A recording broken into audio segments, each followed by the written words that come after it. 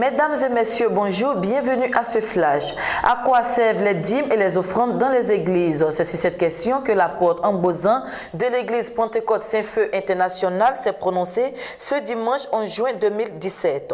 Pour l'homme de Dieu, s'acquitter de la dîme est une obligation pour le chrétien. Ne pas le faire, c'est s'attirer la malédiction. Il a ajouté que la dîme est la nourriture du pasteur, un soutien pour lui dans l'accomplissement de son ministère. Les offrandes, quant à elles, contribuent à entretenir l'église. Dans un cas comme dans l'autre, les fidèles chrétiens doivent considérer comme une obligation absolue le fait de s'acquitter des dîmes et des offrandes au risque de s'attirer la foudre de Dieu. C'était à Yopougon, dans le district d'Abidjan. Le président ivoirien Alassane Ouattara est depuis dimanche 11 juin 2017 à Berlin, en Allemagne, où il doit prendre part à la conférence de haut niveau du G20 sur l'Afrique, quelques instants après son premier tête-à-tête avec son homologue français Emmanuel Macron à l'Élysée. Le président de la République a réaffirmé à cette occasion sa volonté de faire connaître les progrès réalisés par la Côte d'Ivoire au cours de ces dernières années et qui ont, selon lui, besoin d'être renforcés à travers la réalisation de grands projets qui contribueront à réduire la pauvreté de la population. Après les avoir mis à l'eau la veille, la compagnie ivoirienne des transports lagunaires Citrans a réceptionné samedi 10 juin 2017 ses 6 bateaux ainsi que les permis de navigation pour la desserte du plan lagunaire abidjanais. Au cours d'une cérémonie officielle qui s'est tenue dans la commune du Plateau, sur un espace devant accueillir l'une des gares de la société, le PDG de Citrans, Zoumana Bakayoko, s'est réjoui de cette étape qui se veut importante pour le projet de son entreprise qui s'élève à une dizaine de milliards de francs CFA.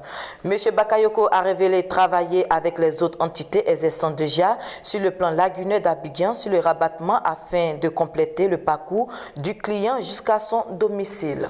Après avoir composé dans les épreuves orales du 7 au 8 juin dernier, 355 273 candidats au BPC ont entamé les épreuves écrites sur l'ensemble du territoire national lundi 12 juin 2017. Ces épreuves écrites prendront fin le vendredi 16 juin 2017 et les résultats seront donnés le 4 juillet prochain. C'est dans ce cadre que les autorités de l'éducation nationale ont demandé aux parents d'élèves d'éviter les abords des établissements. L'objectif cette année est l'amélioration du taux de réussite qui était de 59,11% l'année dernière. La saison des pluies à Abidjan est un moment de véritable anxiété pour les populations. C'est le cas des riverains de la Riviera Palmeraie et de Benjerville où la pluie qui s'abat par trombe sans quasi-discontinuité sur la capitale économique depuis 3 jours les a contraints dimanche 11 juin 2017 à 4 h du matin à quitter leur maison. Pour les moins chanceux qui n'ont pas eu le temps nécessaire pour évacuer certains biens, ils ont tout perdu sous la montée des eaux. Il serait temps que les autorités se penchent sur un problème récurrent qui n'a besoin que d'un plan de canalisation pour être réglé définitivement. En sport, samedi 10 juin 2017, sur la piste rapide de Montverde aux États-Unis, la sprinteuse ivoirienne Muriel Aoré s'est offerte la meilleure performance de l'année. Avec un chrono de 10 secondes 83 au Meeting Star Athletic Sprint à Monteverde en Floride, elle a magistralement dominé la course.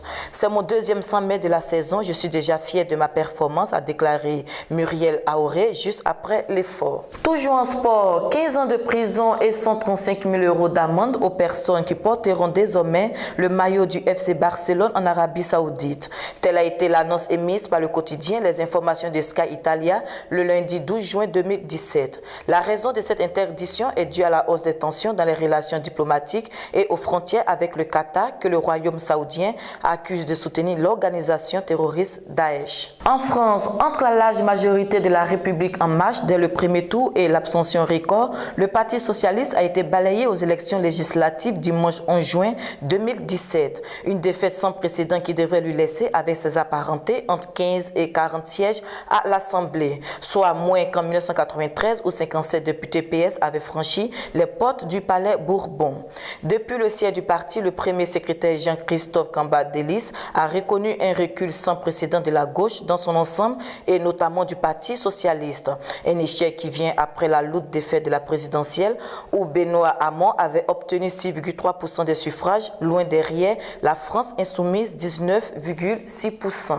C'est tout pour ce bulletin d'information. Merci de l'avoir suivi. Bonne suite de programme sur la Voix Sainte Télévision.